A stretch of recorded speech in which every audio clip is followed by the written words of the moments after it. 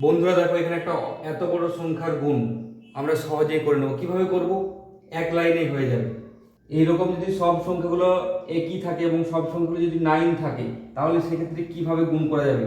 এটার রুল হচ্ছে যে এরকম, যে যটা 9 আছে তটার থেকে একটা কম লিখব। কটা আছে এখানে? 5টা 9 আছে, তাহলে 5টা থেকে যদি একটা 9 কম লিখি তাহলে কটা 9 লিখবো? মানে 4টে। একটা, দুটো, তিনটে, চারটে।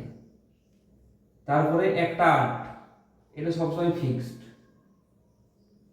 তারপরে যটা 9 লিখেছি, 4টে 9 লিখেছি, 4টা 0 দেবো। যটা 9 তটা 0, আবার 1 শেষে ফিক্সড। কটা 9 আছে? 4টে 9, তাহলে কটা লিখবো? 3টে 9 লিখবো।